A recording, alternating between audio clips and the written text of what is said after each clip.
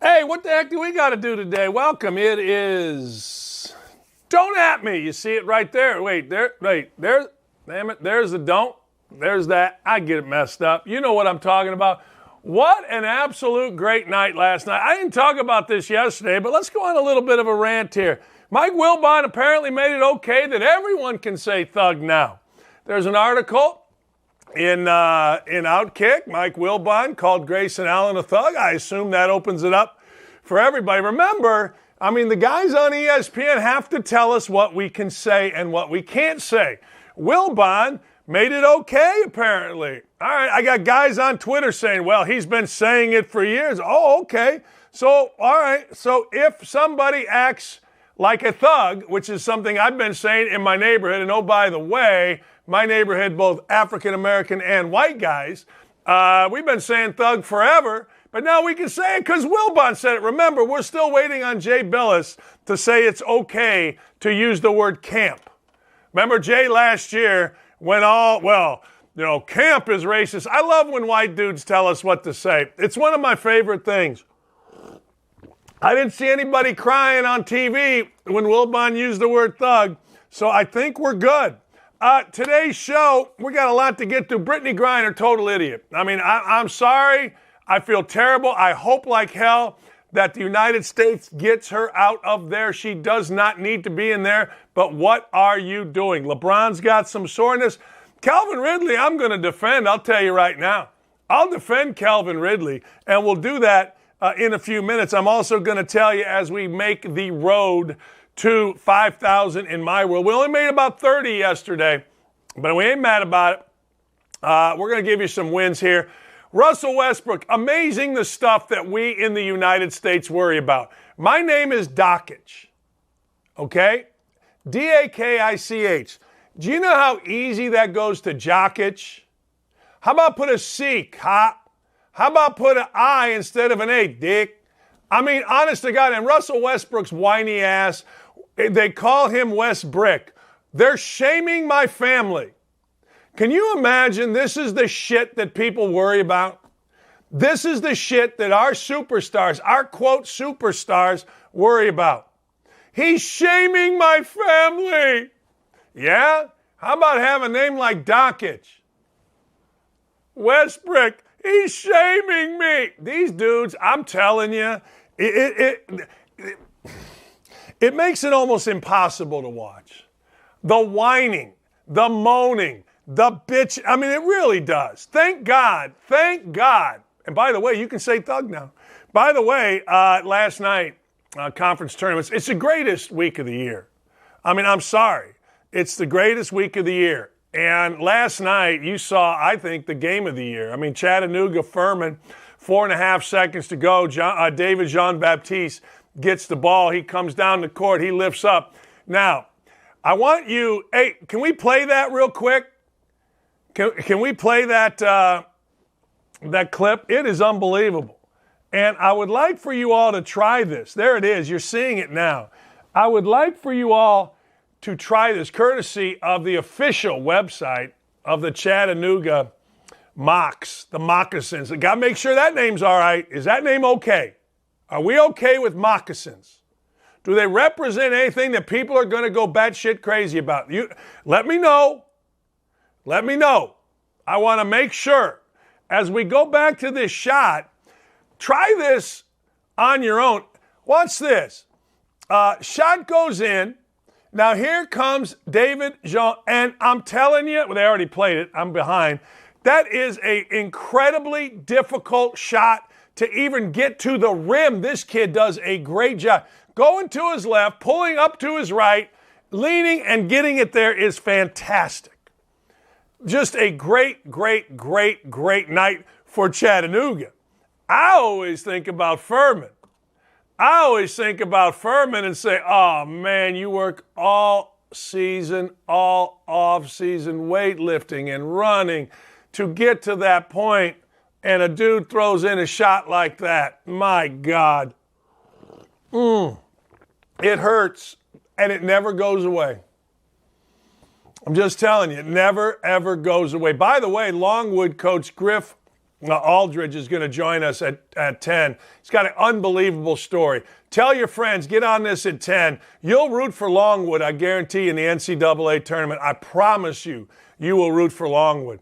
Also, Tucker Barnhart, one of the smartest dudes. I'm sorry, Griff Aldrich is at 9:30. Tucker Barnhart, one of the smartest dudes in Major League Baseball. He's now the catcher for the Tigers, was a Gold Glove winning catcher in the National League, which means he beat out Yadi Molina. He's going to join us coming up here at 10 o'clock. Georgia State punched their ticket. One of the worst games I have ever seen in my life. And believe me, I've seen bad games.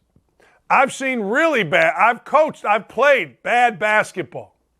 But last night, Northern Kentucky got past IPFW or Purdue Fort Wayne. I don't think the I's in there anymore.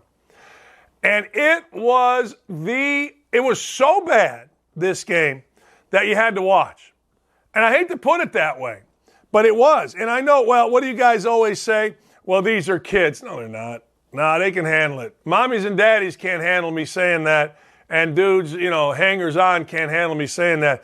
But players can handle me saying that. It was the worst basketball game I've seen all year. I went from the best basketball game, Chattanooga, to the worst basketball game. But who cares, right? I mean, let's be honest. If you are Northern Kentucky, you don't care, man. Hey, play awful and win. I'm going to tell you something. Depending on the draw, Chattanooga is going to win a first-round game. Remember that dude that took the chair over his head at Kansas last year, D'Souza? He's their starting center. He's damn good. They didn't play great yesterday. Got a great shot and won.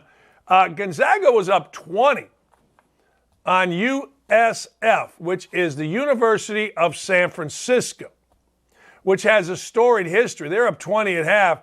They ended up winning by 10. And I got to tell you, you know what my takeaway from that game was? Chet Holmgren, who is really good, like really good, has arguably the weirdest body I have ever seen in basketball. No, I'm being serious here. He has the weirdest body I have ever seen. His shoulders are this narrow. His body is this narrow. But that dude can ball. That dude can absolutely ball. Gonzaga is going to be a 1 seed. So I got to tell you, we'll see. But I like their team. And I like San Francisco's team. I'm waiting to see if Lenardi is going to put him in. I don't know. I didn't really look this morning. I'm too busy doing other stuff. But I am fascinated. Last night, the Nuggets and the Warriors, 131 to 124. Let me ask you a question. Is anybody playing better than Nikola Jokic? Anybody? The answer is no. I mean, Jokic is, I don't know. Look, we all get into who is the MVP. I don't know. I don't pay attention enough. But I know this. Anytime you want to tell me, and I'll go with it. Anytime you want to say to me, Nikola Jokic, MVP, LeBron James, MVP, Steph Curry, MVP, even though Curry didn't play last night, I don't care. Anytime you want to say those guys are in the conversation, I'll simply say yes. Does that make sense? I mean, can we do that? Jokic last night, look at this line. All he did was drop 32, 13 assists, 3 turnovers, 15 rebounds, shot 14 free throws, made 12 of 17 from the field, probably drank a bottle of Slivovitz, went out, smoked 3 heaters, and had a wonderful day. Just a wonderful day. How great is that? I'm going to sidetrack this just for a second before I get to my top 5 from yesterday. But do you all think this way? And if you do, can you just stop? Like, I want to influence your thinking, okay? Like, I get it, stick to sports. But if I stuck to sports, then idiots would be running everything else. Like, no, I can't stick to sports. If I stuck to sports, things like this would be happening. And I don't think it's good for the country. Do you know friends that basically defend $6, $5, whatever dollar gas prices because they believe Orange Man bad and they actually believe Joe Biden is good? There's nobody in America that can believe that. There's nobody in America that can say, hey, look, I think Joe Biden, because let me read the tweet. This is from Bruce. Trump was and is a corrupt, evil man. Biden is honest and tries to do the right thing. I'm going to say this every day on this show. You ready? I need absolutely zero. Can I do that? Zero morality. Zero from my politicians. I don't want morality. I don't care about their morality. I said this yesterday. Clinton was stooping everything that walked. Both Bushes, one was a dopehead, and the other one had a long time affair. If you're in the White House, you're stooping. Don't tell me about Obama. Stop it. Why does Obama live in a $12 million house? Stop it. Just stop it. Every single Republican or Democrat in power is not there because of their great honesty. They're not. So just stop with that. What I want out of my politicians is results. Hear, hear. I want results. I've said this before. I'll say this again. I won't stop saying it. Keep the market strong. Keep gas prices down. And I don't want to hear the word inflation. Now, those of you that are young, I don't know how you defend that. I don't know how you defend $5 gas when it was $1.90 like 2 years ago when Trump. I don't care if Trump's a pig. Doesn't matter to me even a little bit. I'm not raising my kids based on the morality of presidents or senators. Are you insane? Hell, the longest running, I think it was, I don't know if he still is, senator in Indiana stole golf balls from my brother and my cousin and I, and I'm still bitter about it, on Turkey Creek Golf Course in Maryville, Indiana. I get that that's the only answer that you have. And I don't give a rat's if a Republican or Democrat is in the frickin' White House. What I care about is I don't want to hear the word inflation, which is all we hear now. Gas prices down, which are through the roof. And I got to tell you, keep the market going. And I don't give a damn what Trump said 7 years ago. I don't give a damn about any of it. I don't give a damn about 3 people yelling and screaming. I don't care. I got guys all over the place sending me video. Look, keep gas prices down. I don't want to hear the word inflation. And keep the market going. And if that's too hard for y'all, I got nothing. Then go back to telling me what words I can say. Go back to telling me whether I can say the word camp or can you say thug? Morons. Straight morons. Anyway, that's where we're at.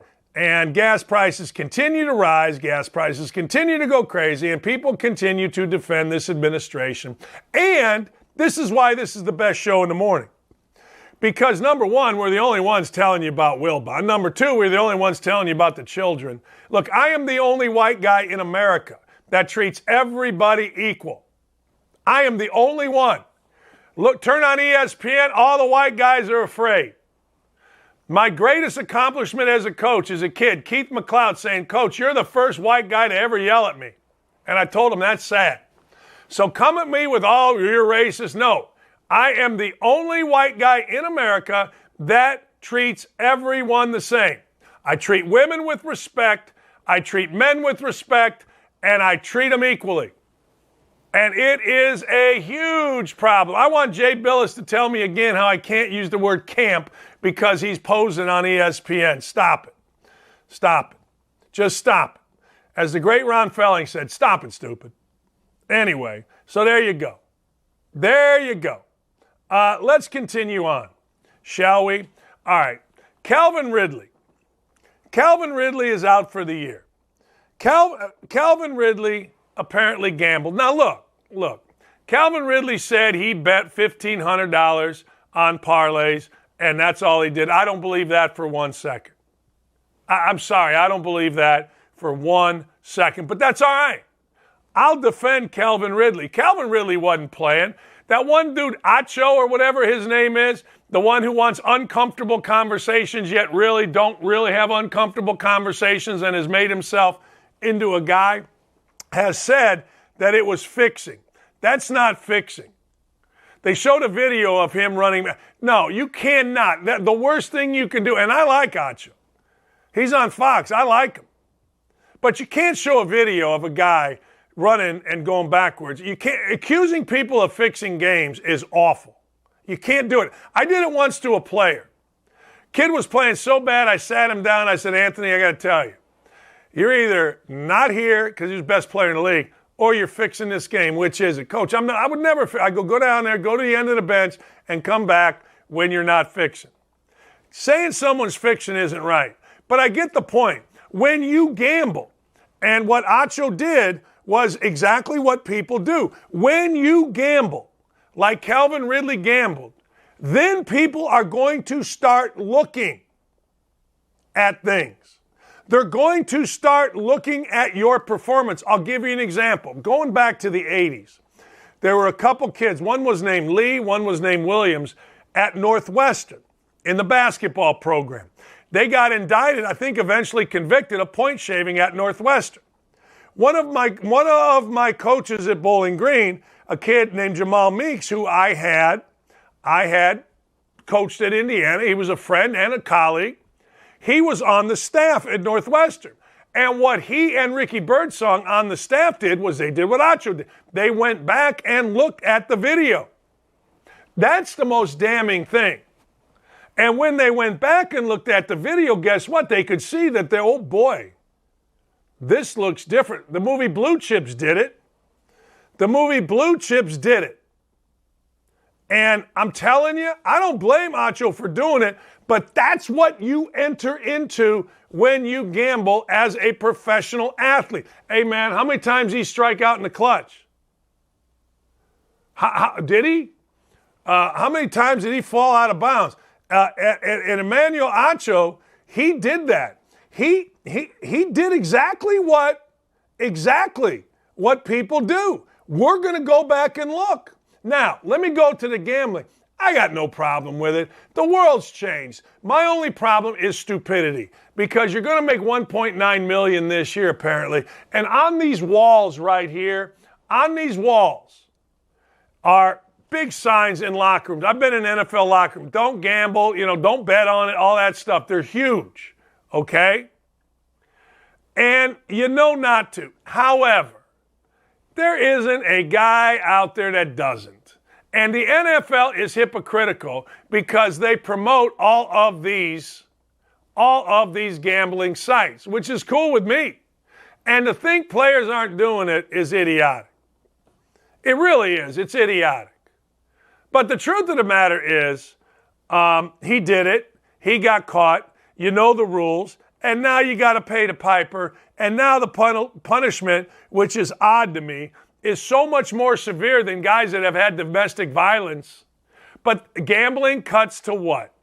Gambling cuts to the integrity of the game. And that's why the guy Acho put that video out and people were like, well, that's not fair. No, that is fair what he did, because that's what you do. You look at the integrity of the game when somebody is gambling or gets caught gambling. A Hall of Fame baseball player, I was on the field one time at Wrigley Field. A friend of mine was coaching. I'm not going to say who it is. Hall of Fame baseball player.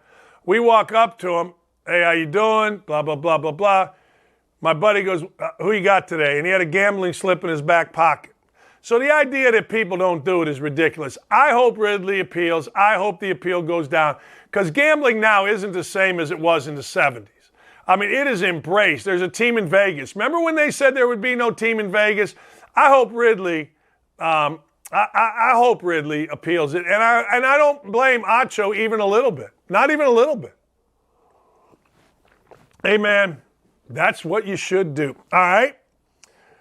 Apparently, and this exhausts me, and I'm going to go on this just a little bit, okay?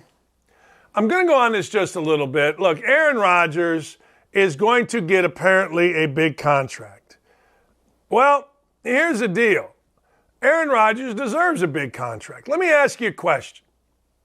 What team doesn't want, I don't care how old he is, what team doesn't want a MVP quarterback that's still playing as an MVP regardless of how old he is? Like, there is no way in hell, none, zero, zip, that the Green Bay Packers, unless Rodgers just absolutely forces their hand, should do anything other than give him a 3-year deal for no less than, I don't know, $100 million. Maybe more, $150 million. Name the number. It's that valuable. He's that valuable. He is. So, at the end of the day, Aaron Rodgers is going to get this. Aaron Rodgers is going to affect the market. Other quarterbacks that are 1/20th of what Aaron Rodgers is are going to say, my turn. And that's what you're going to have, period. And I ain't mad about it.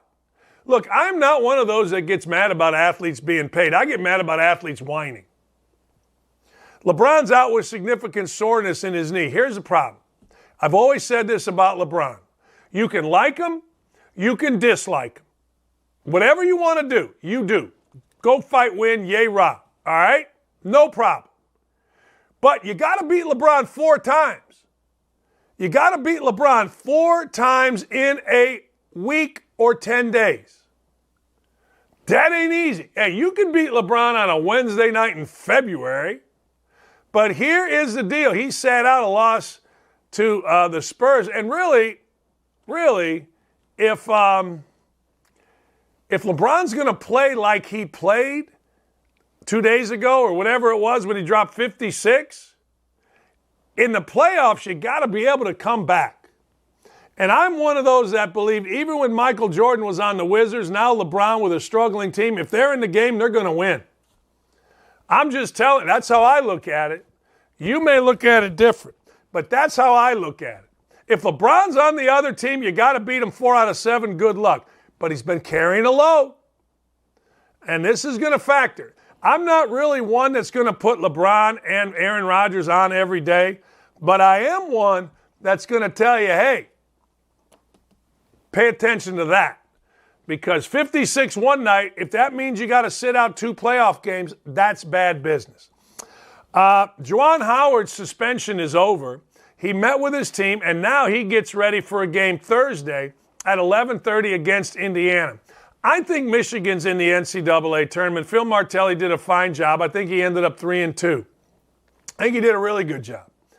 Juwan Howard's the coach. If you were going to ask me in a 1-game deal, do I want Phil Martelli coaching or Juwan Howard? I'll take Phil Martelli 10 times out of 10. He's coached 800-900 games. If you want who should run Michigan's program, Phil Martelli or Juwan Howard, I'm going to say Juwan Howard 10 times out of 10. It's a big difference between coaching a game and running a program. But Juwan Howard's back. They survived it. I think they're in the tournament no matter what. Indiana has to beat them in Indianapolis. It's a bit of a desperate situation for IU. But Juwan Howard's back. That's going to blank a lot of people off. It doesn't blank me off. Actually, it's going to blank a lot of people off privately because we all know white guys are going to be afraid to say anything other than, well, I agree with the suspension. Yeah, I kind of thought he should have been done for the year. I didn't think he should have been fired. But the truth of the matter is, it is what it is. He has a chance now. We'll see if his team rallies. Beat Indiana. They're definitely in with a better seed, and they move on. And Indiana's out of the tournament. Brittney Griner is still in Russia. I feel bad for Brittney Griner on one hand. I do. I mean, damn, it doesn't seem, and this faces up to about 10 years in prison. Now, I don't know how you all feel. I haven't been to the YouTube chat today, but I'm curious how most people feel about Brittney Griner. Yeah, I mean, should she be in jail for 10 years? Of course not. But how stupid do you have to be to bring any kind of illegal substance into a Russian freaking airport, a war airport, at a time when they hate Americans most? That's just stupid.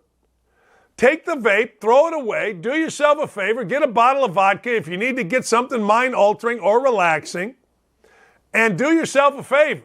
Get out of the country. Whatever you got to do to get out of the country, you do. And if you're not paying attention to what's happening around your country, then you're even dumber. It's really stupid. I hope she gets out. I hope she has no problem. I mean, she already has a problem. Who knows how long she's been in there. But the truth of the matter is the punishment will not fit the crime. But you know that, don't you? You're an American in Russia. You're a high-profile America in Russia. That can work one of two ways. One, it can work well for you. Diplomatic reasons. The government goes to work. Get her out. Two, Russia can say, hey, screw you. Screw you. And they know that people in America will be all upset. This is an awful situation for everybody. You know, you're old enough, Brittney Griner, to understand, man. Don't bring vape or illegal substances to a Russian airport when you're an American. I had a choice one time, and I asked a bunch of guys at ESPN. Lee and I were doing a game. We were in Portland, and we had a day off. So I'm like, hey, I've never smoked weed in my life. They had a dispensary. We went and got cookies, THC cookies. Guy's like a chemist behind it. He's like, well, do you want relaxation? I'm like, yeah. So they're in a bag, looked just like a bag of Oreos, whatever. It wasn't like, wrapped up. So, all right, I tried a cookie. Nothing. Lee's asleep in 10 minutes. Lee's my wife, by the way. Nothing. What am I doing? So next thing you know, the next day, Lee leaves. I got another day. I do the game. Since I'm doing games, I'm not taking nothing. The next morning, I'm leaving to fly out of Portland to go back to Indianapolis. I got this bag of cookies. You know what I did with the bag? I threw them away. Who the hell wants to risk bringing something in an airport? And that's just part. I assume in Portland, since it's legal, they don't have dogs sniffing stuff, or at least I don't know what the crime would be. But I don't want to be sitting on a plane for 4 hours going, oh man, am I going to be arrested? Don't bring illegal stuff to a frickin' airport. And certainly don't do it in Russia. What's the movie, Midnight Express? Every person that thinks they're cooler than everybody else should watch Midnight Express. Whew. This generation will risk everything for weed and vape. Man. A lot of gross stuff. A lot of gross stuff on here. I don't know what's wrong with you, Rick's Bevo. What's wrong with you? The YouTube chat is popping. Hey, Britt Aldrich has a great story. He's a head coach at Longwood. We'll talk to Britt and get his story. You will love this story. Stay right here and tell your damn friends. We'll be right back.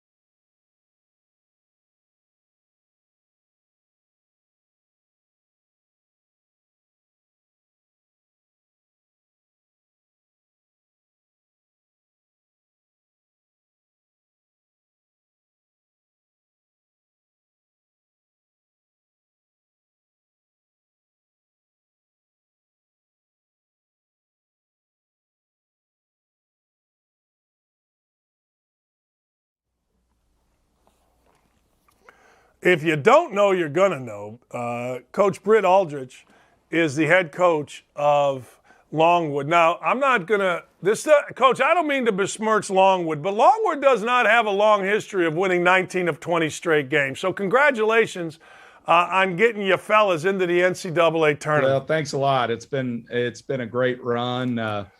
Blessed to coach an outstanding group of young men who have really done an outstanding job all season long. You go there, but your path is not normal. I want to get into a couple of things, if you don't mind. First, tell people, you left an $800,000 a year job to go as a lawyer to go be a damn I don't know, director of operations. Walk me through Well, this. that my story, has to be understood through faith. My faith is really important to me, and it's something that I think God had been working on my heart for years. And I was involved coaching AAU in the Third Ward of Houston, which is one of the most impoverished areas of Houston, out of a Christian ministry called the Forge for Families.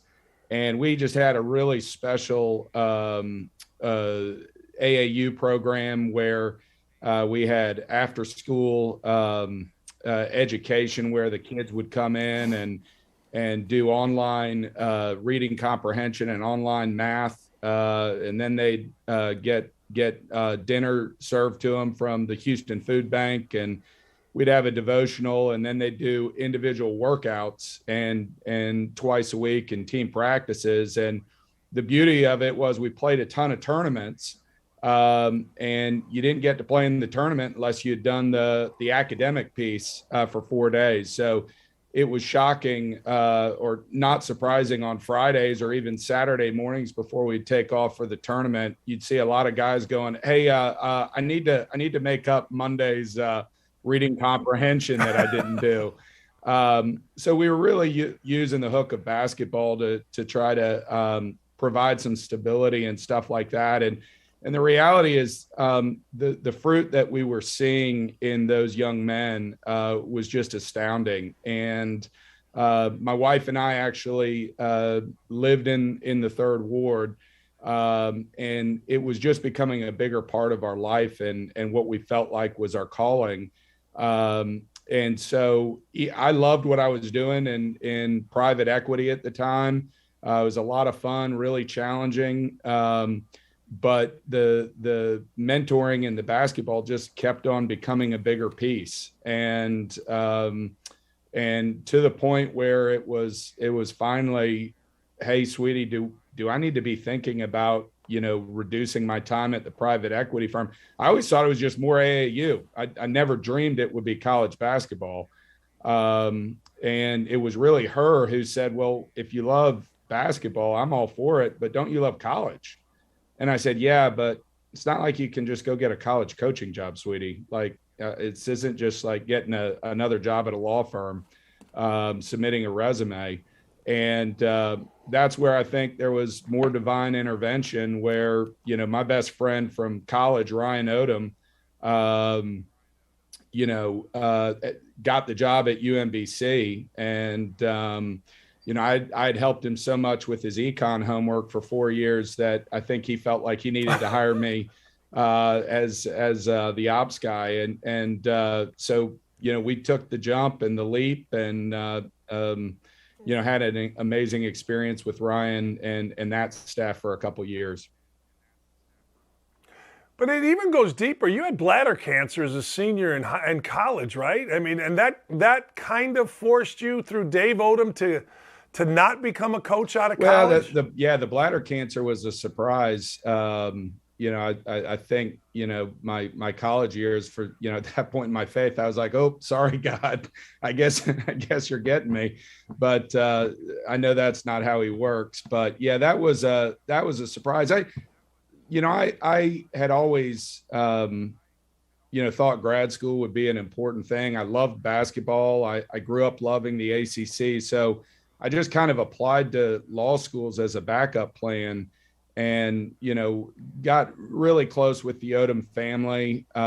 They were really like second parents during my college years. And he offered me a job. And then we were actually in Milwaukee watching Wake Forest in the NCAA tournament. And Ryan just kind of mentioned to his mother, "Hey, Griff just got into Virginia Law School." And his mom, of course, was super excited. And Coach Odom was sitting in the corner and heard it and goes, "Well, you're not coming to Wake anymore, man." And I said, "Well, what?" And he said, "Look, you can always coach. You can't. You need to go differentiate yourself. You're not coming to Wake anymore." And so, I ended up going to law school. So walk people through, because, again, Coach Odom, I totally understand that. I mean, like, if it were my son, I'd be like, hey, look, it's great. You're going to go be the, Wake Forest director of ops, but Virginia Law School is Virginia Law School.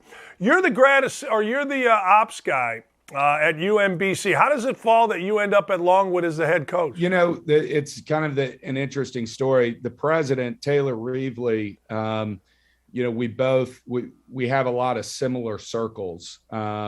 We competed against each other in high school, didn't know each other.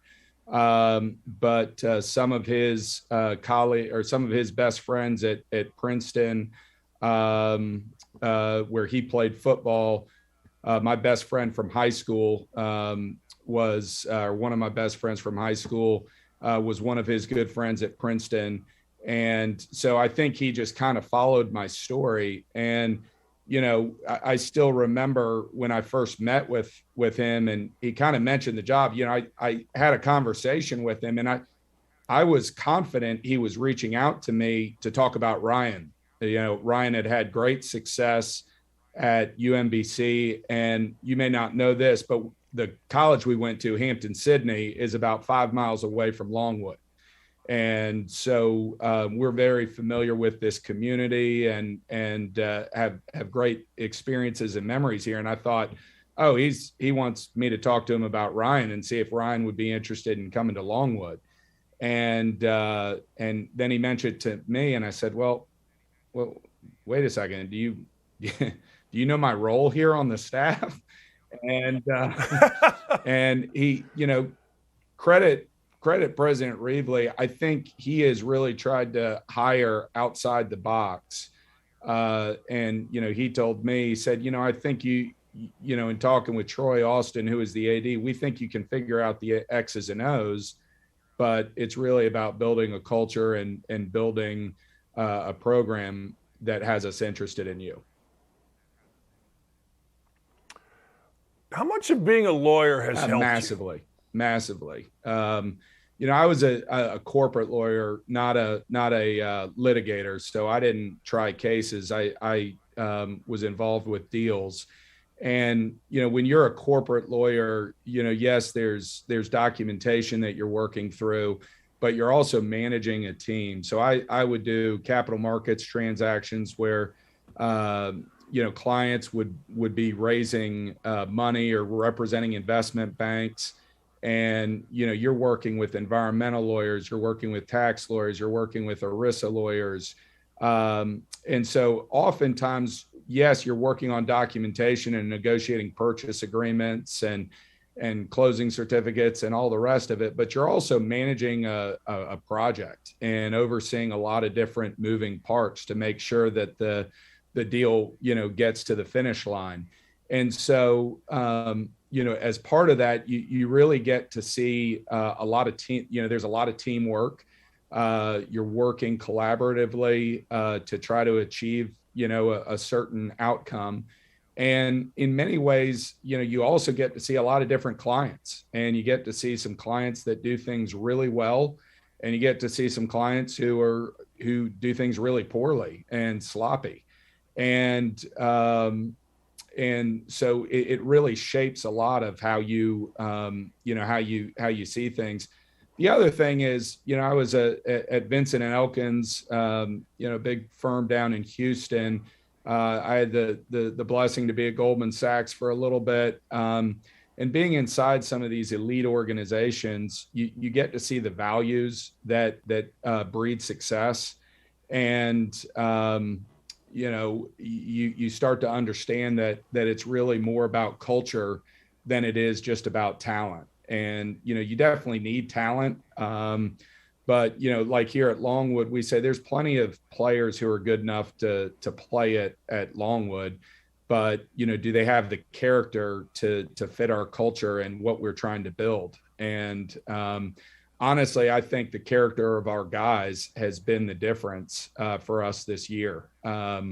We've had an unbelievably unselfish team. We've got returners who had come back and no doubt, we're hoping to have great personal seasons. We've had some big time transfers come in who no doubt were trying to make their mark and prove themselves. And to a man, each one of them has sacrificed to put the team before their own personal ego and their own personal success. And I can't say enough about that and how proud I am of that as much as the wins. It's interesting because you mentioned something earlier that I want to go back to. The president said, hey, you'll figure out the X's and O's. I mean, let me go this route with you because I think a lot of that is very overrated. I think what you're talking about is the absolute main thing in college basketball, but you coached a ton of AAU games. Were the X's and O's difficult? Massive. To be honest with you, the game had changed a lot. I was a creature of habit. I played for Tony Shaver. I had the blessing to play for two really great coaches. My high school coach won over 500 games in Virginia. Dave Trickler recently passed away, but was a master at the relationship side. I went to a private school and his biggest deal was trying to fool us into thinking we were better than we were because we weren't very good. And then Tony Shaver, who finished his career at William and Mary, Ryan Odom and I both say he's probably one of the best coaches we've ever been around. So I feel like I got great experience. And then, my college career, I joke, I was on the bench, most of the time. So I got a lot of experience, sitting and watching. So kind of what I'm doing now. But I think that piece to be able to see how those two coaches kind of operated was really critical. But the X's and O's, the game has really changed more into a ball screen, than when I played. It was a lot more screening and passing and cutting. We ran kind of the old Carolina secondary break and motion game. To now it's much more fluid. I'm a control freak a little bit. And to kind of learn to loosen the reins and let the guys shoot the ball, from three. If they can get it off, it's probably a good shot if they're good shooters. And that's been a big adjustment for me. But one quick interesting tidbit: the COVID year was really interesting for us. When things shut down, we really worked hard as a staff to try to use that time to get smarter as coaches. And I think that was really helpful for us. See, I want to go to that because a lot of coaches, that's thinking like a lawyer to me. Like my whole family's lawyers. I'm the black sheep. My brother's a lawyer, corporate lawyer, but now all he does is big ass deals. My sister was a prosecutor, uncle's lawyers, blah, blah, blah, blah, blah. That's the lawyer thinking. A lot of college coaches that I had the opportunity to talk to during the pandemic, truthfully kind of bitched and tried to figure out, I don't know, how to practice or something. But you took it a different way. You took it in your individual improvement, not only you, but your staff. How did that impact? What specific improvements did you all make? Specifically, I think our offense got a lot better. I personally kind of like the European style, how they play with the ball moving and more of a flow. I think that's harder to defend. Ryan Pannone, I don't know if you know him, was hosting a lot of Zoom calls and things like that with some of the European coaches, some of the big time European coaches. Ryan Odom got me on those calls. And so we would pay attention. We really spent time looking at our motion offense and why we were getting stagnant, and came up with some real principles about, okay, this is what we need to kind of teach our guys that, look, when the ball's being dribbled at you, this is what you do. When the ball's going this way, this is what you do. And these are the different, actions that, again, general principles. We don't want to be a team that's, hey, every time it does this, you do this. But really being able to learn how to just play the game. And for us, I think it was learning how we could better teach the game to our guys. And some of that was just, be honest with you, Dan, it was learning. It was really trying to understand. I think our ball screen offense really improved. Fran Fraschilla had some good stuff where he's teaching, some things. We took some of the European, how they were teaching ball screen. And we kind of... The National Tornado Drill has begun. Please go to the tornado shelter in the nearest building and await an all... Sorry about that. There was a... Well, there you go. We better take cover. No, it's but we kind of blended that. We really blended that to kind of create our own system to try to teach our guys how to play out of ball screens. 1 through 5.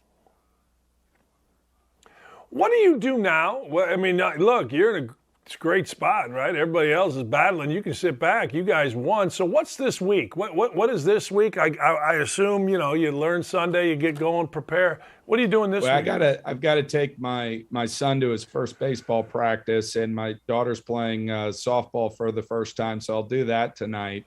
Honestly, and I'm kind of kidding on that. I took my kids to school today, on purpose, just to get some sense of normalcy back.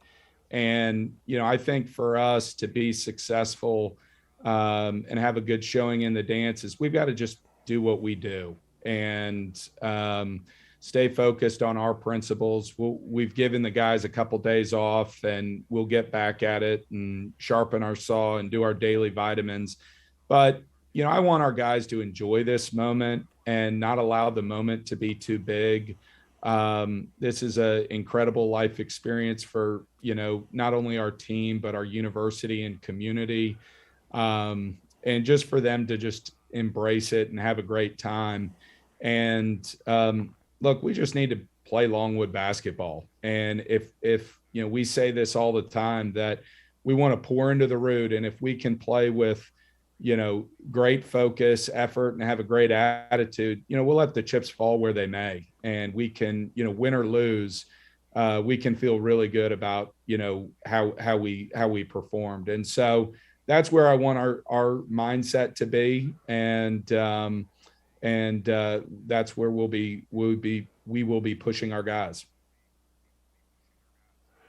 Coach, I got to ask you before I let you go. You were there, UMBC over Virginia, which, you're a proud alum of the Virginia Law School, but yet you're on the staff of UMBC. I asked Ryan this. I think he came on my show a couple times actually after. But for you, when did it hit you, like what you guys had really accomplished by being the first team as a 16 seed to beat a 1 seed? Yeah, it's really interesting. Ryan, I think Ryan said this, said it well. It was more surreal than it was. The Vermont victory to get into the dance in some ways was so much more emotional because Vermont had just dominated the America East, and frankly, it dominated us at UMBC.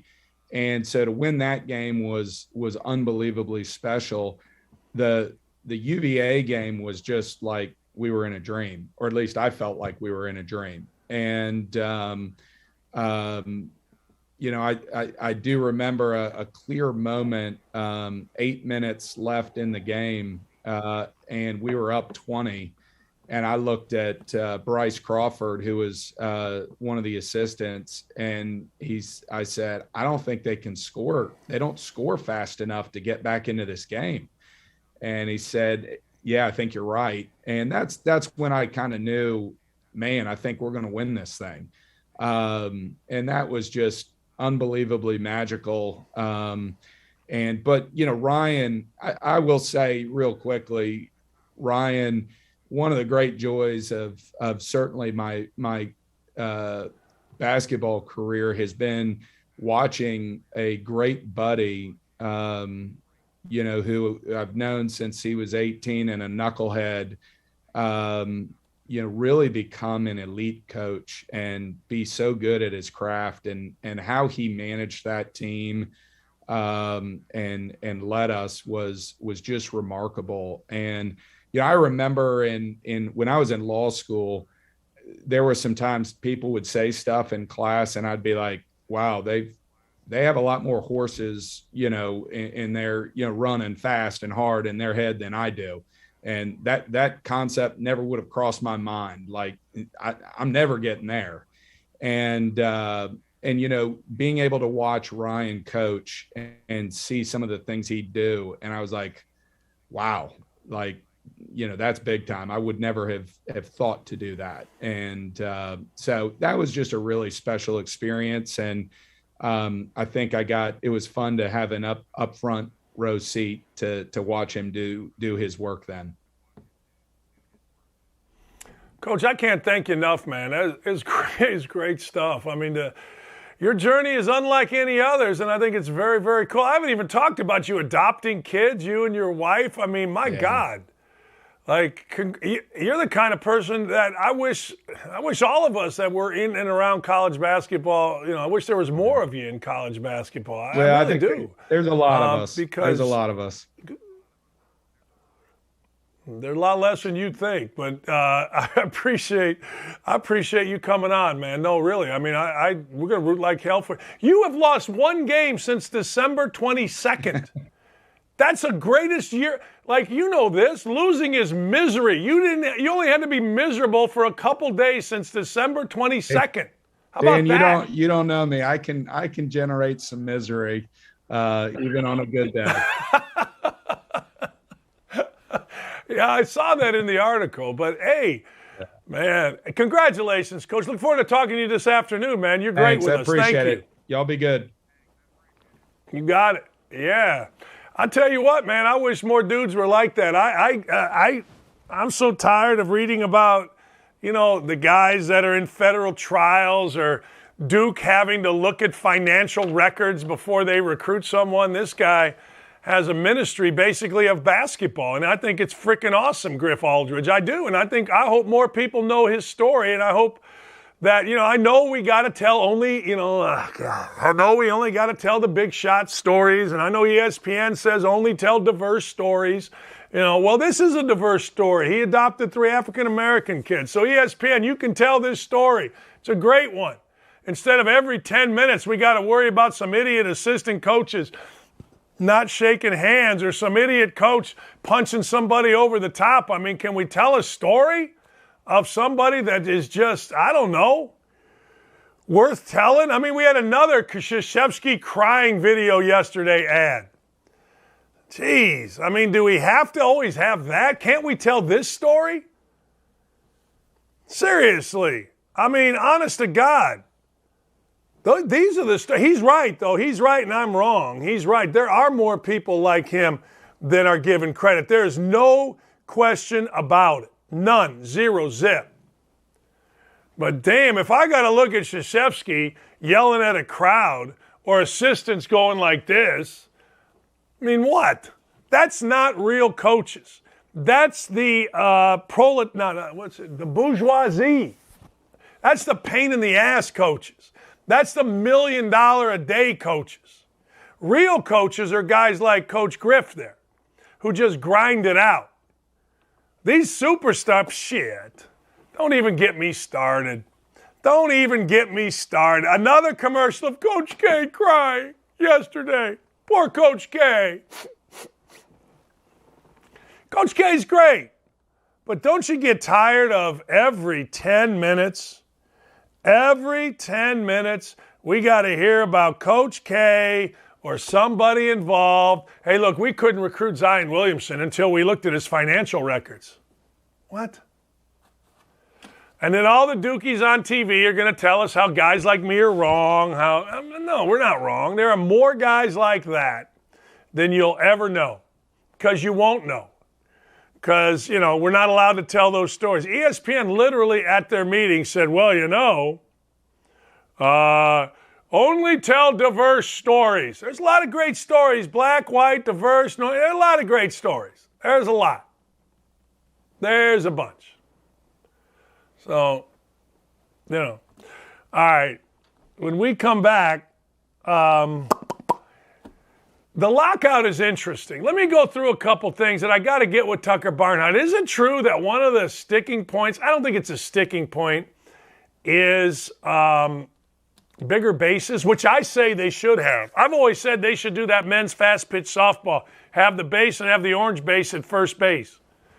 Bigger bases, DH, but what's the real story here?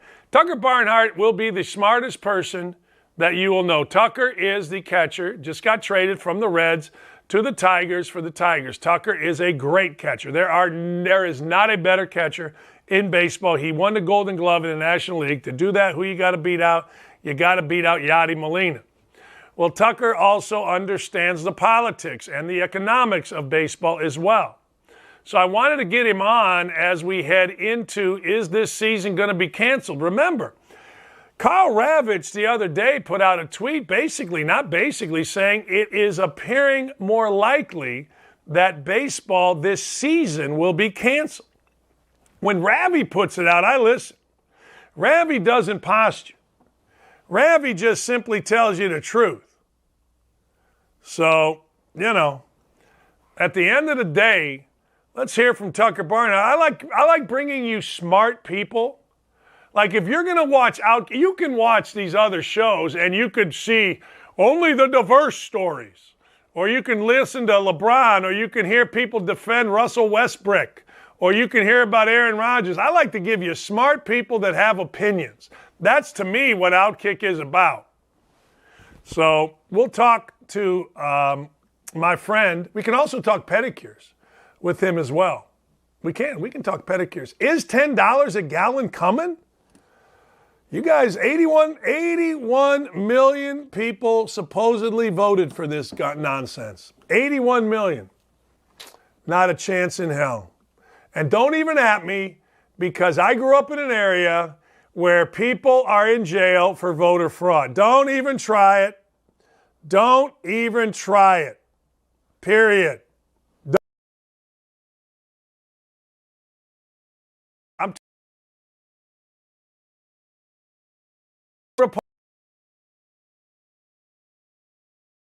Stay awake. Don't go to sleep. Those mail-in votes, they come at night. They come at night. Late at night. 81 million of you voted for this crap. Murder rates all-time high. Gas prices through the roof. We got a war going on. I remember only a few short years ago, none of this. We didn't hear a word about inflation. We didn't hear a word about ISIS. Or not ISIS. We didn't have a word about wars. Now, geez, good for you guys. If that's what you want, you got it, man. You got it. All right, we'll be back. We're going to come back. We're going to talk some baseball with our friend Tucker Barnhart. You voted for this crap.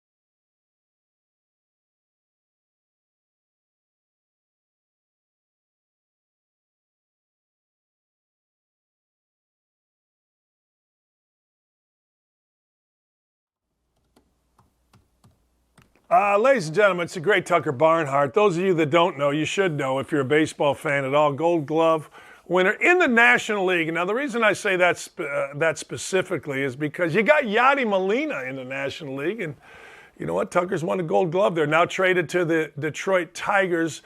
Smartest dude you will know when it comes to all of this stuff that we're getting ready to talk about, which is the lockout. All right, I got to go to a few things. Really simple question, my friend. And first, thanks for joining us. Simple question. What's the biggest holdup right now? It's the CBT thresholds, the collective balance tax.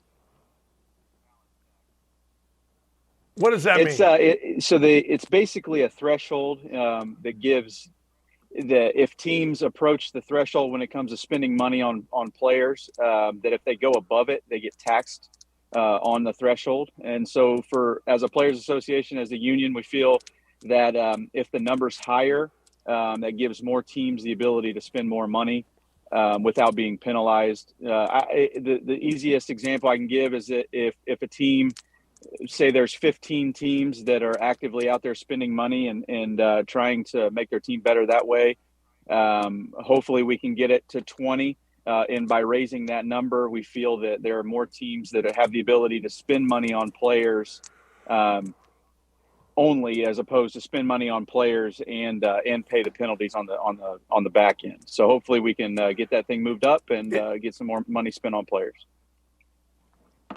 All right, two things. One, is that the luxury tax that people have always talked about? And two, how far apart are the two sides? That is the luxury tax that you're hearing and that you're seeing out there. We're in the last few days we've grown closer. I would say the number that seems to be a little bit further apart is the percentage of growth that the players feel is necessary to add into that number. So if the number starts at roughly 235, and we want it to incrementally grow by at least $5 million, so in a 5-year period, get that up to 250, 255. The league doesn't feel like it needs to grow that high. So the overall number, the threshold number, we're getting closer. It's the growth period, or the growth that we're a little bit far apart, but I'm optimistic. We had a good call yesterday. The lawyers from both sides had a good meeting yesterday, so hopefully we can get close to something here relatively soon. Let me go to that, because Carl Ravitch, who doesn't really spout off a whole lot, a day and a half ago, maybe 2 days, I guess, put out that he's not going to be surprised if the season gets canceled. I saw that and I thought, God dang, what are we talking about? But you feel different, right? You feel like it's starting to, the gap's starting to close? I couldn't differ more in my opinion than he does.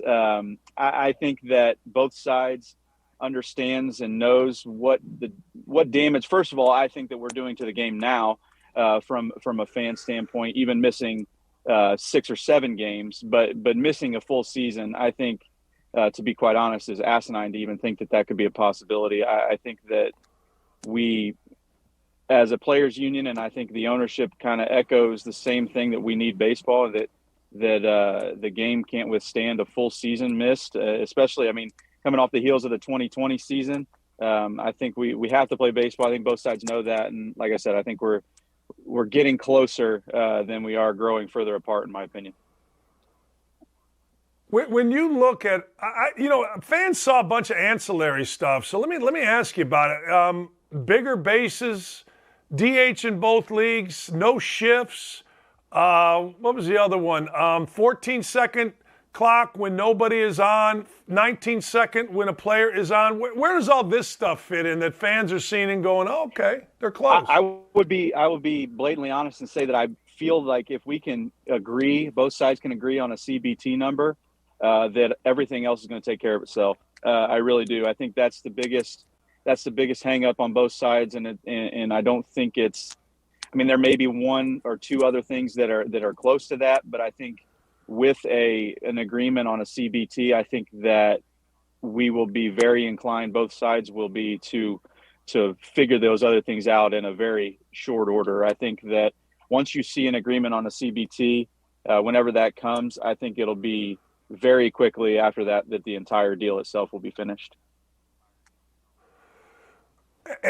Is part of the CBT, just so people, there's been talk where you guys approved basically it was approved, a $200,000 increase from base, for sake of argument, $500,000 minimum to $700,000 minimum. And a number of other things were improved. I was listening to a lawyer on Mad Dog Radio, and he said Scott Boras came in and blew the whole thing up a week ago. Is that true? I haven't heard anything like that. I know that's a narrative that's out there often because I think that Scott is extremely, extremely good at what he does. I think he makes players a lot of money. And at the end of the day, the owners are the guys that are paying those players that he's made record deals. So I think that there's a little bit of that in there. I haven't heard or seen. I've never spoken to Scott, and I've not heard anything of the sorts as far as him coming in and blowing anything up at all. I think what I read was like through Scherzer. Scherzer's been a little nutty in this, huh? He's going after people. Yeah, but I think, I believe that he's doing it in a very calculated, prepared way. I think everything that he's doing from a player leadership role has been for benefiting the players. I don't think it's his own agenda whatsoever. I think he's looking out for all types of players, young, old, veterans, rookies, and he's in a unique position where he could very easily say, you know what, the hell with this. I signed the biggest deal per year in baseball history. I need to get on the field to make money. But he's done the complete opposite. He wants a fair deal. He wants the right deal for our game. And so I commend Max a lot. He's been himself. He's a unique dude that is uber competitive, that is not afraid. He's not afraid to tell you how he feels. And he's done exactly that on all the calls that I've been on, everything that I've read and heard. But like I said, he's doing it for the benefit of all the players and not just a certain class of players. So I'm extremely proud that he's done what he's done. Hey, Tucker, you're on these calls. Do you have players, like, after a call, do you have players like, hey, man, I'm in Venezuela. I gotta make some money. I mean, is there players, from behind coming at you all the time to not only see what's done, but to get this done? Yeah, man, it's a unique position. It's a tough position at times to be on these calls because Andrew Miller put it really good a week or so ago where he said, hey, guys, and this is on a call of about 40 players. And he said, it's really easy to get all of us on the same page, all 40 guys on the same page, but it's not just about getting all of us on the same page. It's about getting 1,200 guys on the same page. And that's hard to do. So I would say unlike the 2020 season, when we were dealing with COVID and all that stuff, it's a lot easier for guys. And I think I've heard a lot more guys on the same page this time around than in 2020. I think everybody understands what we're trying to do. And I think at the end of the day, you're trying to leave the game better than when you found it. And I've talked to guys that are kind of misinformed or out of the loop. And once you inform them on what's going on and how we're being treated as far as the offers and negotiations are concerned or lack thereof, I think it's a lot easier to kind of get behind and get everybody on the same page when you're informed and you know fully what's going on. That was actually my next question. How much misinformation is out there? Like, do you read something and go, that's just not true? Yeah, I listen to you every day, so I know exactly how you feel, but I think it's out there with everything in the media. I think there's a spin on everything, no matter what side you're on, no matter what you're talking about. But there is a lot. There's some misinformation out there. There's a lot of media members that are kind of in pocket with Major League Baseball. They're paid by Major League Baseball, so I mean it's pretty clear what slant they're gonna have. But the biggest one that I saw that frustrated me, or for lack of a better term, pissed me off was I think it was on Tuesday before the first games were canceled, or Monday night. There were calls all day and even into the wee hours of the morning. And before I went to bed, I read a tweet from a certain MLB writer that said there's extreme optimism that a deal could be done within the next 24 hours. And I no fault of anybody but my own. I got optimistic and I was pumped. I was talking to my wife and my boys about when we were going to leave to go to Florida and all this stuff. And then I get on a call the next morning with our union guys and with our leadership, and they were just talking about how false it was and how far apart we still were. And so obviously I was pissed and bummed about that. But like I said, it's no matter what you're talking about, no matter what side you're on, there's a slant to anything. And unfortunately, I fell for it, but now I'm just leaning on our leadership, and hopefully we can, like I said, get something done here soon. One of the great things on my show is when you text me something where we basically know the information is complete bullshit, right? And you're like, that's crap or whatever. Is Major League Baseball, are they, we always hear this term, are they bargaining in good faith? I would say for the most part, to be honest with you, I don't know. I mean, I have my own definition on what good faith is, I guess, when you're talking about this stuff. But I don't know by letter of the law what that's considered. But there's been some things that, I mean, like the misinformation out there, painting us kind of as being the bad guys when at the end of the day, we're just, I mean, it sounds shitty to say, but we're the show, and owners are making more than they've ever made now. And as being part of the show, we feel like it's necessary to get paid or compensated more fair. And that's all we're asking for, is just based on the average annual growth of the game and where it's headed. We just want to kind of be on par with what's going on and not stuck in the past.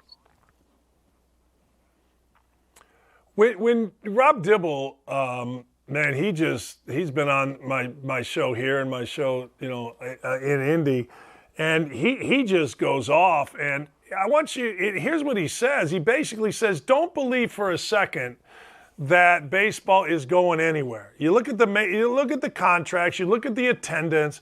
He goes, don't believe any of that stuff. And I assume that's what you guys do as players.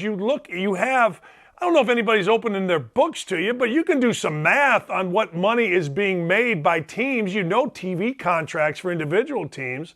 So that to me says baseball's going nowhere when the narrative is, well, it's leaving. No, it's not even a little bit. It's very healthy, is it not? I think so. I think unfortunately we've had to negotiate these deals the last couple of years that have maybe put a bruise on it, but it's by no means is it going anywhere. And I feel very fortunate that hell, I'm a baseball fan first. I'm very blessed to be good at it and be able to do it for my job. But I would still watch baseball if I wasn't in the position that I am. I'm a fan. But I mean, there's things that have been out there. The Braves was the most recent one that I saw. I think their profit margin, they hit like a $500 million profit in 19, the year before the pandemic. And I think Forbes did an article dating back as far as 2002, so all the way up through 2019. In 2019, the net revenue of the league was $10.7 billion, and that was the 17th straight year that it had the revenues had grown. So I mean, it's just that was only 3 years ago, and I know we've been through a pandemic and all of this stuff, but Major League Baseball is getting ready. I'm not going to say who it's with. You'll see it in the next day or so. But the league itself is getting ready to sign a new deal with a streaming service that is going to break a lot of records. So it's not going anywhere, man. It's really not. And I think what we're doing is just trying to prep ourselves for the growth that is just inevitable with streaming and with just everything post-pandemic. I mean, people want to get to the ballparks. People want to get to stadiums and see games because they've been gone so long from doing that. And it's not going anywhere. It's got a couple bruises for sure, but it's sure as hell going to be here to stay. When you negotiate and you're on these calls, I don't know nothing, but how much of an excuse does ownership make about the pandemic? It's been to me. It's like they think that we don't remember what was going on pre-pandemic as far as the money and stuff's concerned. It really, it's crazy. Right. For the longest time, and our lawyers have done a great job with the union and just kind of calling bullshit on a lot of it because there's just, like I said, there in 2019, their net revenue was 10.7 billion with a B, $billion. And I mean, that's no secret to anybody. Like that's a lot of money. And even if it's everybody took a hit in 2020, obviously, and still recovering from that now, but it's the crying poor narrative is the biggest load of shit that somebody can believe, to be honest with you, when you just kind of sift through all the thoughts of millionaires and billionaires arguing about money. When you really kind of sift through and listen to what some of these things that are being said, it just, to believe that these organizations aren't profitable, that it's hard to own a franchise, all of these things, it just makes me want to puke, to be honest with you. What do you say to fans that are like, hey, you got greedy players and greedy owners? Well, I think, unfortunately, all labor and there's labor negotiations, and I'm telling you anything you don't know, but there are labor negotiations in a lot of jobs, most jobs. And if you're in a position where you as an employee are helping the owner benefit, you're going to go and ask for a raise. I mean, that's just the way life is. And if an owner came to you and said, or it was public knowledge that the owners or the employers were profiting and netting more money than they've ever in their life, and they wanted to pay you less or the same that they did 10 years prior to their most lucrative years in their tenure, I mean, you would call bullshit on that. You would say, well, wait, hold on a minute. Like, I've worked my ass off to help put you in this position. I feel like it's fair and necessary for me to be compensated at least fairly, not unfairly, not more than what is deemed fair, but just fairly. And again, that's all we're asking for, is just based on where the game is and how much money that has been made in the last decade plus, just to be compensated fairly. That's all it is. Can you give me, I mentioned Ravi's tweet and your response to it, and you think it's moving closer. Can you give a timeline on when you think, like a week from today? And can you give any kind of timeline that you feel? I wish I could. I really do. It's just everything is. I mean, we had an impromptu phone call yesterday at 3 p.m. So I other than that, I have no idea. I wish I could tell you the deal will get done tomorrow, Friday, over the weekend, whatever. I just really don't know.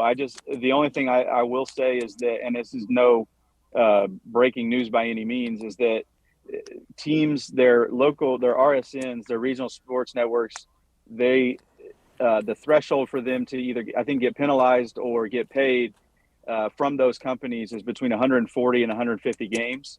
And so obviously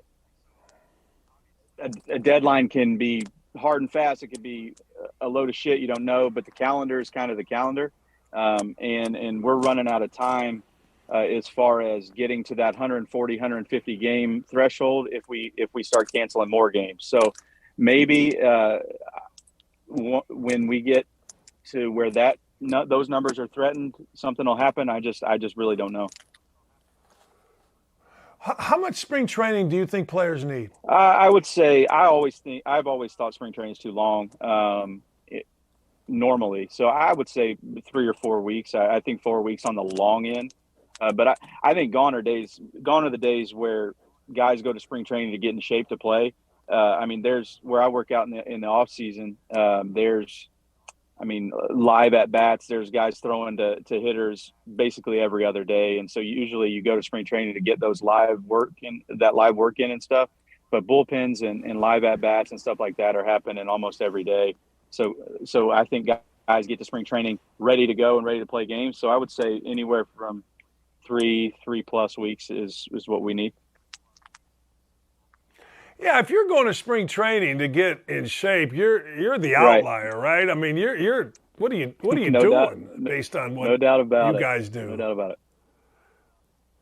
Wait, hey, last thing before I let you go, the Tigers, baby. You went from the Reds, which is close to home, to the Tigers, which isn't that close to home, but it's not that far. It's an easy drive. Your thoughts on your team? I'm excited, man. I needed a change. I think the position that the Reds are in, they got a really good young catcher in Tyler Stevenson. He earned the right to play. But again, I think I've earned the right to play every day as well. So I'm excited to go to an opportunity where I'm going to be able to do that. We're going to be good. Before the lockout, we signed Eduardo Rodriguez and Javi Baez. Eduardo's pitching the World Series, and Javi's won the World Series. He's one of the most electrifying players in the league. I go from one Hall of Famer in Joey Votto to another Hall of Famer in Miguel Cabrera at first base. So we're going to be good. Everything I talked with AJ Hinch and Chris Fetter, our pitching coach, before we weren't allowed to speak, was that of optimism and that they weren't done.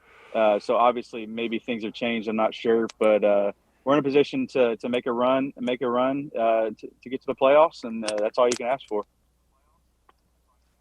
Hey, last thing. What is the impact of bigger bases? I guess less injuries. That's one of the things for me that's like, I just don't understand. I can get with a lot of things, but I just don't understand. There will be no part of me that has any bit of an argument for or against bigger bases. I think it's the most biggest waste of time ever. You want them, have them. I don't. If that gets us a deal, then by all means, take your big ass bases. I don't care. Hey, 14 seconds between pitches with nobody on, 19 seconds, you're a catcher. You good with that? To be honest with you, I don't know. I would assume so. I don't think it probably takes care of itself anyway. I would bet there's probably 2 or 3 times in an entire game where it takes longer than that. So that too, to me, in my opinion, is if you want it, take it. Yeah. All right. No shifts. Where are you at with no shifts? I'm all for no shifts because it'll take my roll. I know you are. Rollover single to right field and it'll bring it back in the game, baby. I'm hitting 300. I know. Like, that's so stupid to ask an everyday player about no shifts. Give me really? no holes, baby. What are you gonna say? Yeah, I love a good shift. You educated me. You did. You educated me because I'm sitting there going, wait a second. Hey, man, everybody's over here. Just hit it that way. And you're like, really? 97-mile-an-hour fastball in on your hands, and you think you're going that way with it? Hell. You totally educated. Hard as hell. Hey, robo umpires. What are you at with that? I'm out on that. I hate it. I want to hold off on that as long as we possibly can, because I mean it's part of my job to try to fool those guys. If I can't fool those guys, it takes a big thing off my plate that to be honest, I get paid for. So I don't want anything to do with them. Right, because you're the best framer in the league. You got to be able to frame. Let me. Last thing to that point. Why would anybody really want? I mean, I get to get the deal done. You don't care. I totally get all that. But I'm talking about once the deal's done and now you got robo. Why would any player really want that? I would say, and this is a pure assumption, is purely my opinion, that more pitchers will want it than hitters.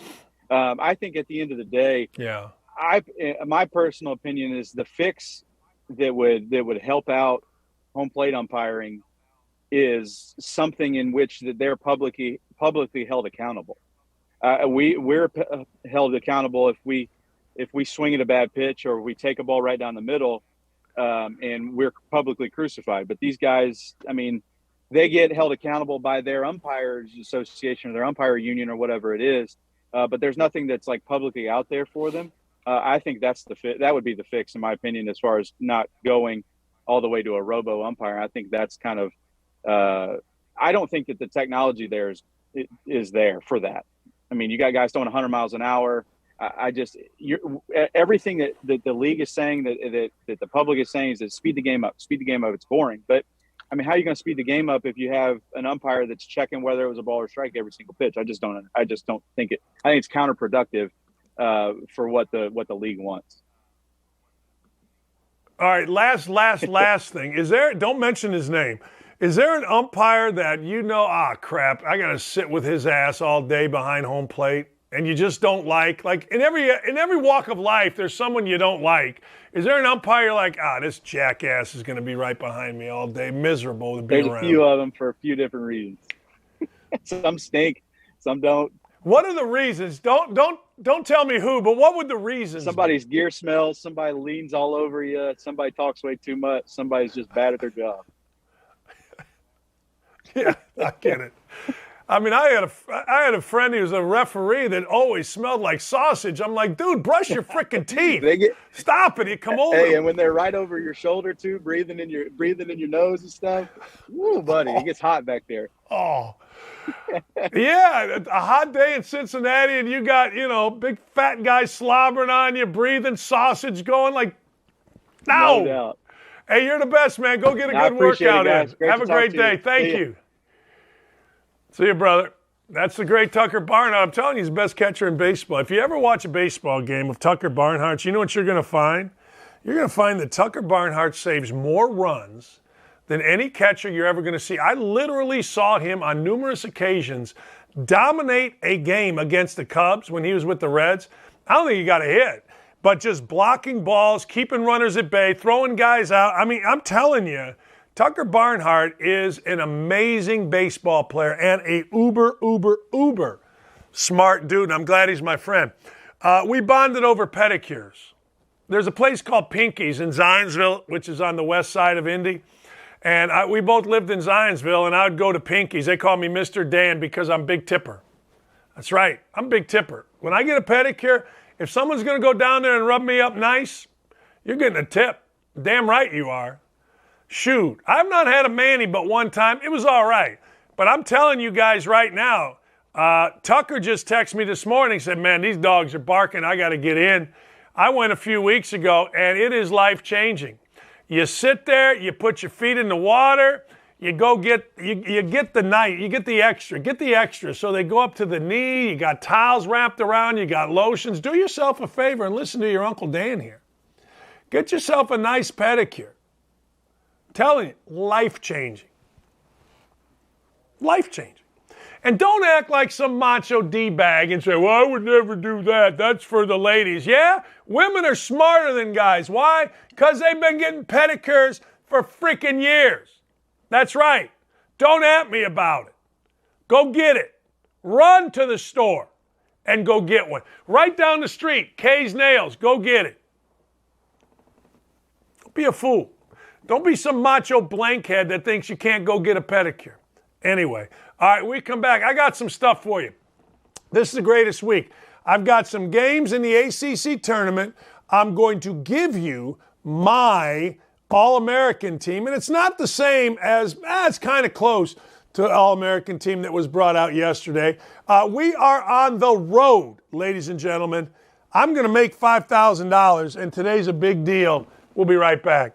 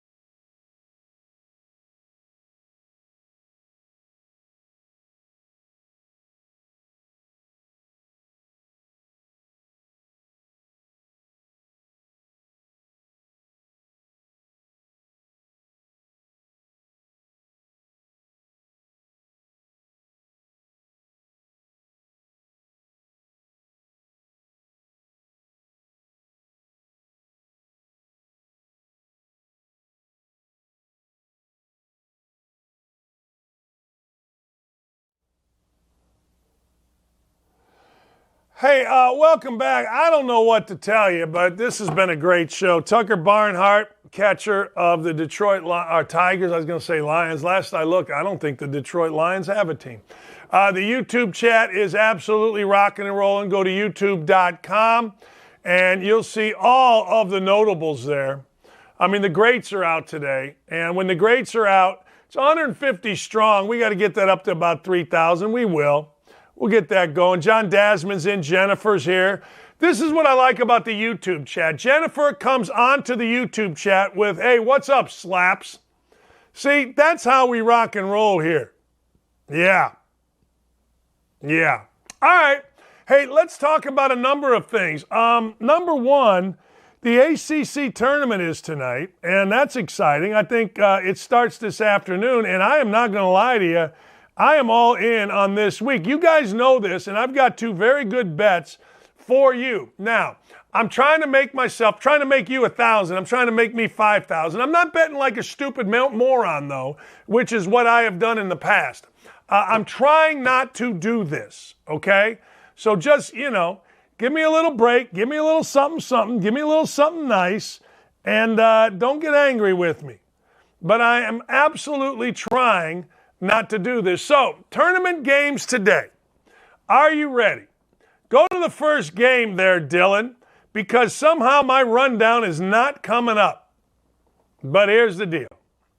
No,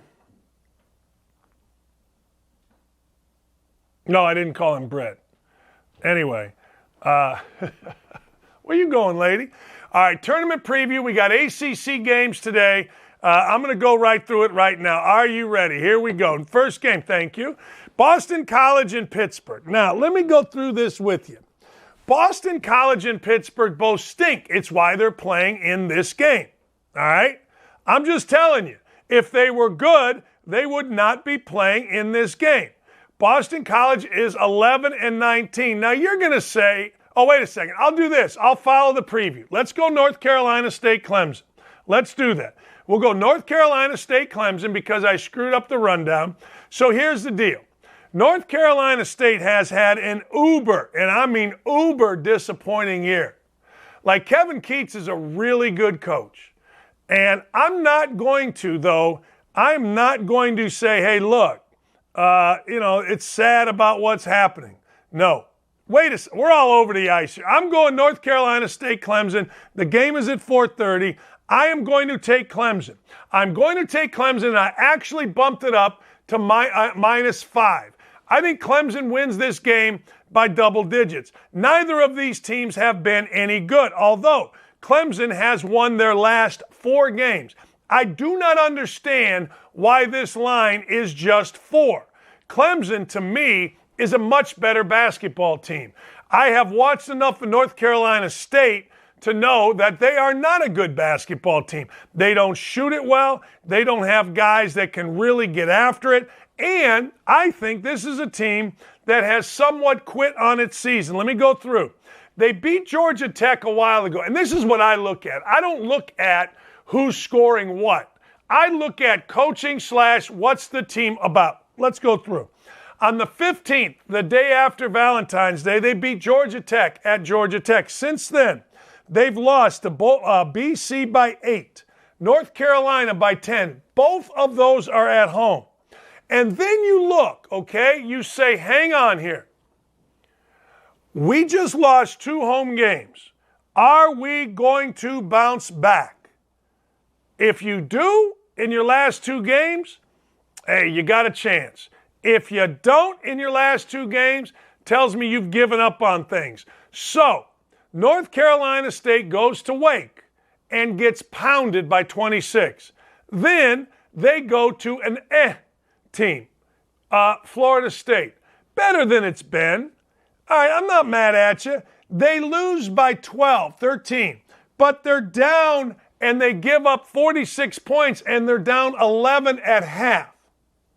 Now, this is why I think personally Clemson is going to beat them bad.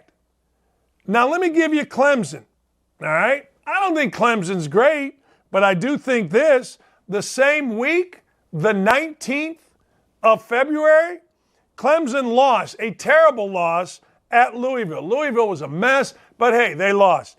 How did they react? Well, they've won 4 straight. Now, is it the 4 hardest teams? No.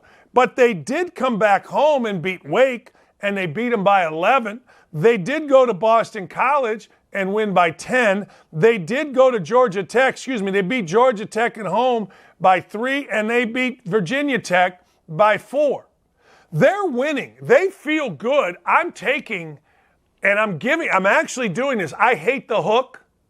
So I bumped it up to 5. I got plus 100, and I bet 100, which means I'll win a couple hundred. Or it means I'll win 100. Whatever. And I don't have to put in the juice. So I'm doing that. That's game number 1. All right. Game number 2, Boston College and Pittsburgh. I like this game, but I don't like the game. The game is going to stink. But here's the deal. Let me give this to you. There is a line here that I like. Now, you can get caught in these things, and I highly recommend being careful with this game because this game seems too good to be true. Let me explain. Boston College and Pitt, all right? Both teams not great. Not great. No one's going to tell you that Boston College and Pitt are great, all right? All right, the game is at 2 o'clock, so we got to bet it. I mean, this is what I'm talking about skipping school. Let me go through a few things for you with Boston College and Pitt. The line is Pittsburgh is getting 2, which if I were going to take the game, I'd take Pittsburgh, but I'm not betting that. Let me go through some things for you. Pittsburgh's last 5, okay? They've lost 4 in a row. They went to North Carolina again, same week, the 16th of February, and beat Carolina at Carolina. Since then, lost by 6 at home to Georgia Tech, lost by 21 at home to Miami, lost by 30 at home to Duke, lost by 24 at Notre Dame. All right? But let me give you something different here.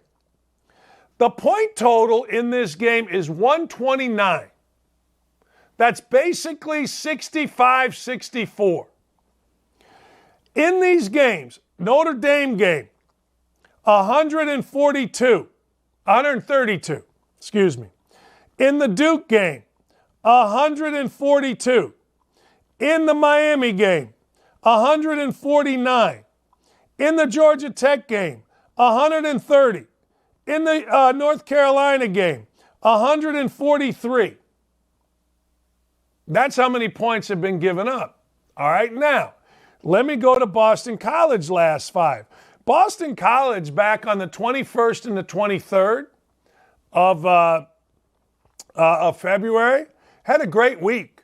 They beat Florida State by 16. They won at North Carolina State by 8, but then it fell in. They lost to Clemson at home. They lost to Miami at home. Clemson by 10, Miami 11, and Georgia Tech on the road in overtime. All right. Which tells me, the overtime tells me, I don't think this team has quit. I'm not sure that Pittsburgh hasn't, but I'm not so sure this Boston College team has quit. And there's all kind of rumors about Jeff Capel's job security in Pittsburgh. And it ain't like these players at Pittsburgh are all that shot in the ass. But let me go through something here. Again, the number is 129. All right? Let's go back to February 21st. Florida State game. It was 126. Okay.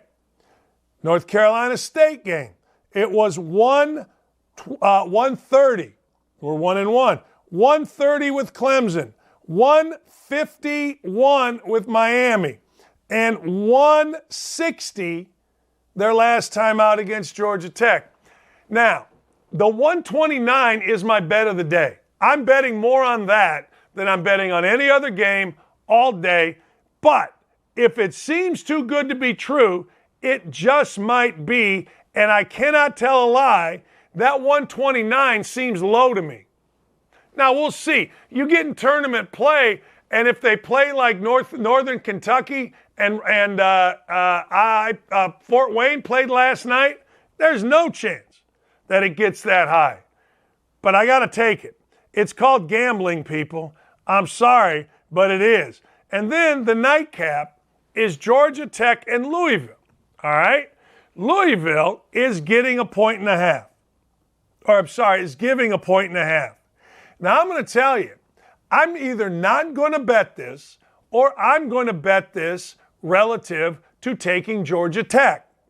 I think Georgia Tech is the play here. I think Georgia Tech, let me just be honest with you. Louisville ain't making no run. Anybody that thinks Louisville's making a run, God bless you. Mike Pegues, nice guy, nice coach. I've been in his position. It's no fun.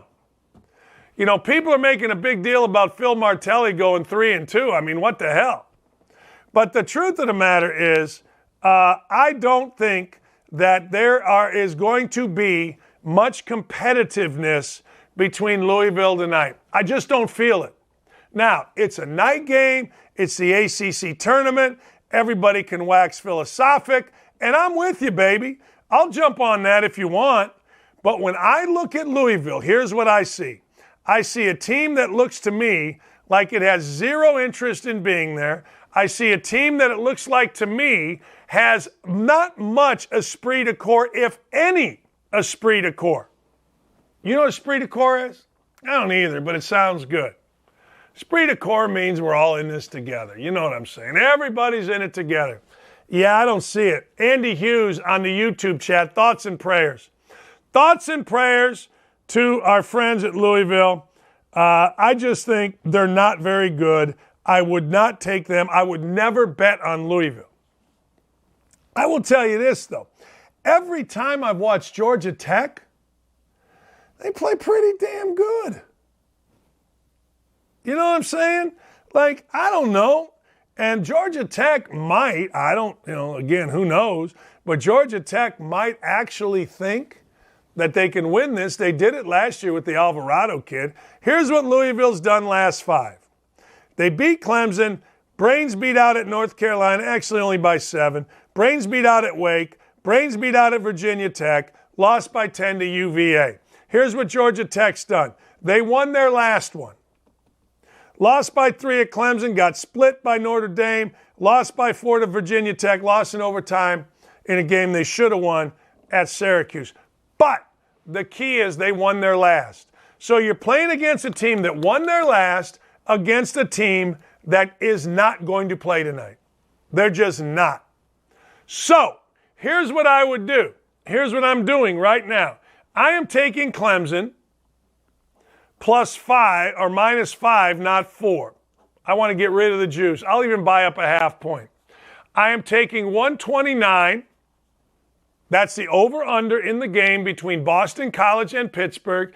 And I am taking Georgia Tech -1.5 points. I'm sorry, +1.5 points tonight.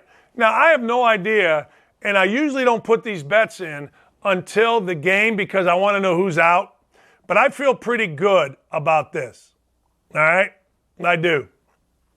Now, let's morph it on over, shall we, to my All-American team. All right. So here's the deal. The All-American team can go a lot of ways. I'm not in love with this All-American team. I don't think that this All-American team is one of the great All-American teams of all time. But hey, we got a season. We got to give awards. Let's go ahead and give them out, shall we? I'm having trouble right now getting to my rundown. So whoever you guys want to put out, and this is in no particular order, my All-American team first, I'm going to go with Johnny Davis of Wisconsin. Now, when you look at Johnny Davis, there's a couple of things that stick out. Number one, Johnny Davis plays hard. I mean, really hard. He's averaging 20. I know he got hurt, so the average moved around a little bit. But I got to tell you, Johnny Davis is the kind of guy, again, there's a couple of them on this All-American team, but I'll talk about Johnny Davis first. Johnny Davis is the kind of guy that looks like he's going about 3/4 speed, and the next thing you know, he's whooping everyone's ass. I mean, everyone. Kid went into Purdue and dropped 37, I don't want to short him, 37 and 17. Now, ladies and gentlemen, that's pretty damn good. Now, Purdue's not guarding like Purdue used to, and it's hurt him. But Johnny Davis, I hope he is back from an ankle. He got knocked on his dupayage, baby. He got knocked down hard against Nebraska. And if Nebraska did it on purpose, hey, what can I tell you? They're just trying to win. I know I'm supposed to be incredulous. Nah, screw that. That's why I love working at Outkick. You can say, screw the sissy. Nah, yes, the sissy stuff. And men are being men, knocking each other on their ass. But I got to tell you, I'm a Johnny Davis fan. I'm not saying he would be my first pick in the draft. Paulo Banchero would be. But I'm telling you, Johnny Davis is nice. Second guy is Keegan Murray. Man, Keegan Murray, to me, of Iowa, this is the smoothest basketball player in the country. This is a guy that literally, and I'm being literal here, when he shoots the basketball and he misses, I am shocked that the ball didn't go in. I am so used to watching Keegan Murray make shots, I can't even begin to tell you. And if you don't know who Keegan Murray is, then I can't help you with that either. Keegan Murray's dad, again, people know, terrific. Kenyon Murray was a terrific player. He's from Michigan, wanted to go to Michigan. Fab Five was there, didn't go to Michigan. But Keegan Murray, all he's doing, is averaging 23 and a half, 8.5, 2 blocks a game. He's shooting 55%, 38% from three, and 73% from the free throw line on a team that's just okay. But now I think they're damn good at 22-9 because Keegan Murray has made them good. I mean, he is Grant Hill without being Grant Hill. What do I mean by that? He does everything smooth. Grant Hill was more of a ball handler, but Keegan Murray's one of those guys that at the end of the day, you're like, all right, well, you need somebody to bring him up. Let's bring up Keegan Murray. He'll bring it up. You need somebody to make a post move? Let's get it to Keegan Murray. Need a three? Keegan Murray. Need somebody to set a ball screen and pop? Keegan Murray. He is that kind of versatile. Now, Grant Hill's one of the all-time great players. Don't get me wrong. But I got to tell you, man, Keegan Murray reminds me a lot, and I mean a lot, of Grant Hill. I don't know whether it equates to the NBA. How the hell do I know? But I do know this. I would take Keegan Murray on my team. I'd take his brother Chris, too. I think those two kids are dynamite. I do. I think they're both dynamite. My All-American that maybe, I don't know if he's getting any All-American because I don't listen. I should listen more. But I don't pay attention to clowns. I get so tired of our basketball media. They know nothing and they're so loud. Seriously, they don't know jack shit and they're so loud.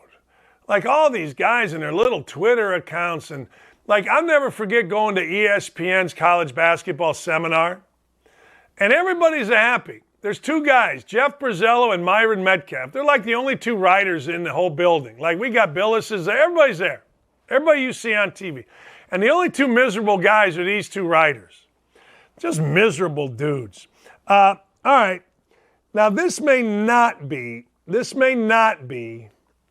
a popular pick, but I'm going Armando Bacot from North Carolina as my third guy. Not in order.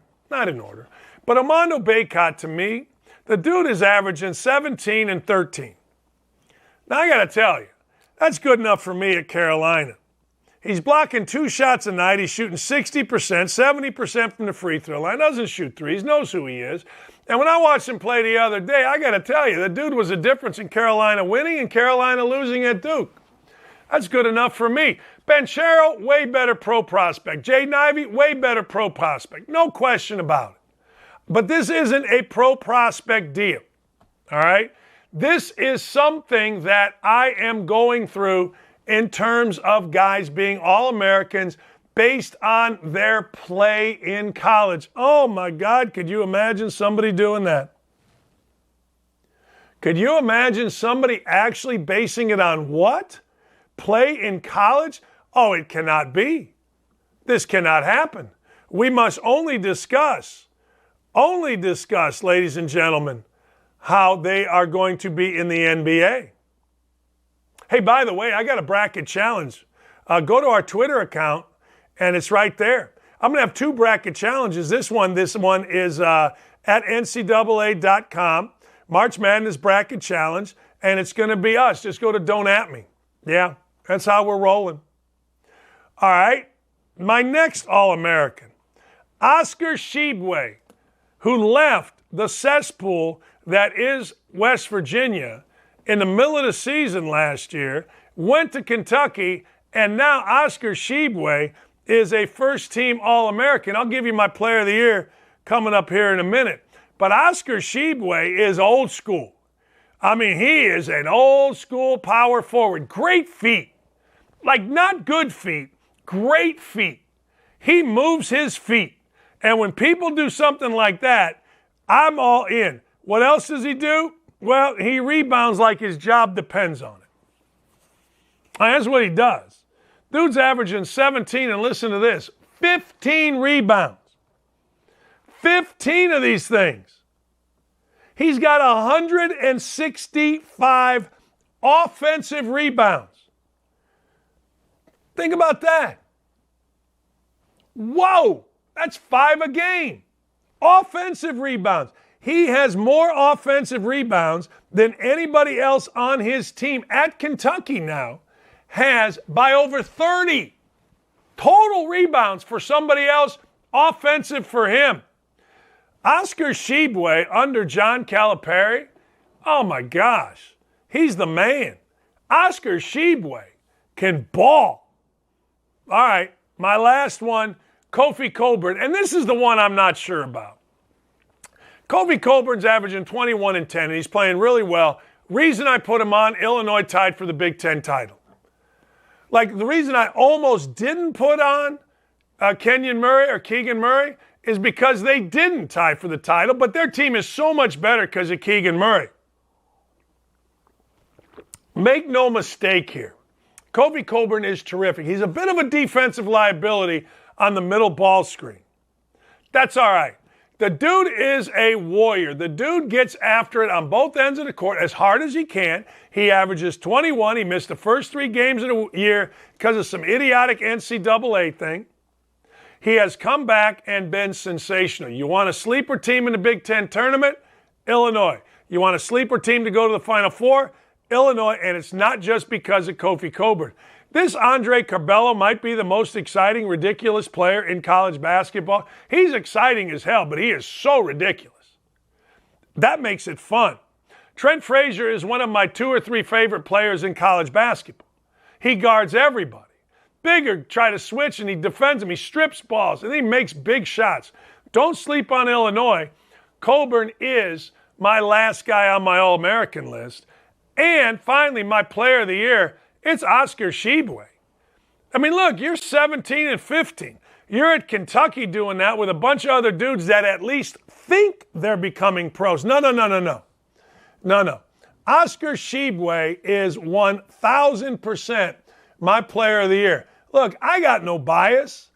I like John Calipari a lot. I mean, a lot.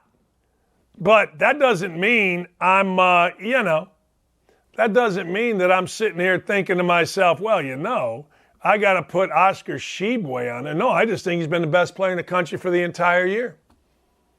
And if you don't think so, good for you. Everybody's entitled to their opinion. Mine just is more informed than yours.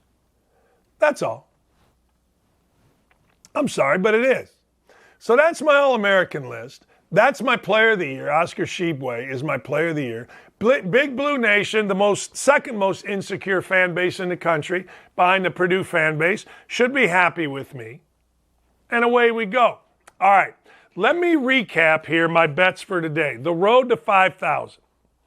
I'm going with Clemson -5. I bought it up to get no juice. It's plus 100. Bet 100, win 100.